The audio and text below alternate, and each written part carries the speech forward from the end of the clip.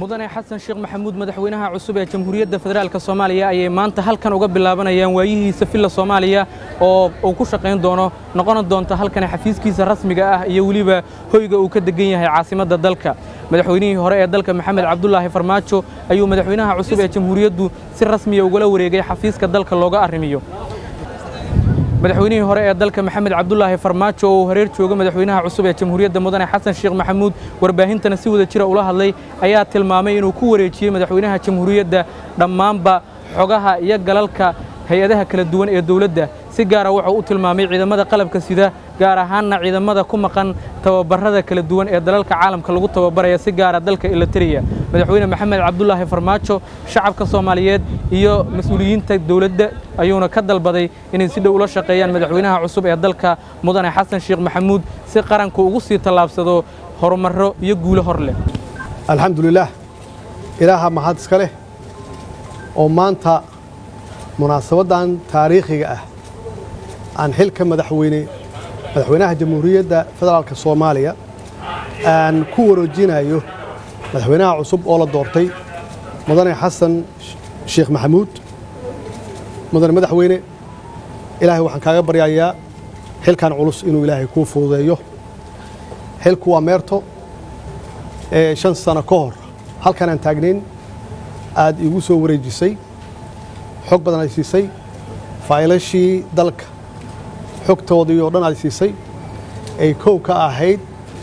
xogta ciidanka qalabka sida iyo waliba arrin aad muhiim noo ahayd markaas oo ahayd arrinta faylka badda dacwada muranka badda annaga iyo Kenya nagala dhaxeeyay maantana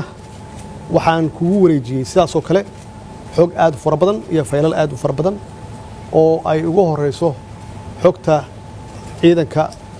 xooga ama ciidanka qalabka sida guud ahaan ciidanka qalabka sida waxa weeye oo ugu horeeyo ciidanka xooga dalka Soomaaliyeed iyo heerarka uu soo maray 5 sano la soo dhaafay ee tababaradii faraha badnaa aan u furnay ciidanka qalabka sida khaasatan waxaan rabaa inaan xuso ciidamo waxaa jira aad u fara badan oo tababar noogu maqan ay ugu horeeyaan ciidankii ugu badnaa aan dibadda dalka dibaddiisa aan geynay oo dhan 5,000 oo hadda lagu tababarayo ama tababarkooda ku dhamaystay dalka Eritrea ciidankaasi tababarkoodu waxay dhamaysteen sanadkii la soo dhaafay dhexdhexaadkiisii iyadoo la rabay in la keeno dib baan u dhignay sababtoo ah xaaladda siyaasadeed iyo doorashada aan ku jirnay inay saamayso mudane madaxweyne ciidankaas waa ku diyaar waxaa loo tababaray ciidanka qaybahooda kala duwan arrinta badda murankeedii inay soo afjarantay ay soo dhamaatay sanadkii la soo dhaafay oo halkaas runtii aan ku guulaysanay waxaa intaas dheer hawadii dalka inaan soo celinay hantida ummadda Soomaaliyeed u dhaxaysa hadday tahay dhismo iyo hadday tahay dhulba inaba ha yaraatee sideedii inay tahay oo cid milkiyad aan ku wareejiyay in aysan jirin arrinta Soomaaliland waxay ahayd qadiyad Soomaaliland waxay ahayd iyo arrinta Soomaaliland wax soo jiitamayay oo madaxweynihii ka horeeyay aad ka dhaxashay adigana aan ka dhaxlay iyadana u baahan dhamaystirka midnimada ummadda Soomaaliyeed waxaan kale oo aan kugu wareejiyay codsi aan u dirnay qaramada midoobay oo aan uga qayb galayno Security Council-ka aan uga qayb galayno oo aan xareynay codsigaas 2018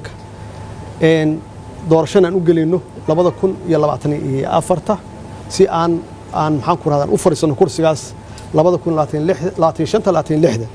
taasna waxa weeye waa legacy ama dhaxal reeb aan uga tagay ummadda Soomaaliyeed bacdama aan laga joogo 51 sano ka hor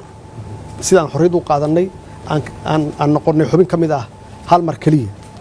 waxaan rabaa inaan la dardaarmo aan ku iraahdo inaad la shaqeysaan madaxweynaha cusub xasan sheekh maxamuud aan la shaqeysaan doorashadii way dhamaatay hadda waxa la galayaa waqti shaqada uu hayo madaxweynahana wuxuu u qabanayaa ummadda Soomaaliyeed saas darteed inaan ku garab galno aan u midowno aan ku taageerno maxaa yeelay waxaan nahay dal ka soo kabanaya burbur aad u qoto dheer aad u faraweyn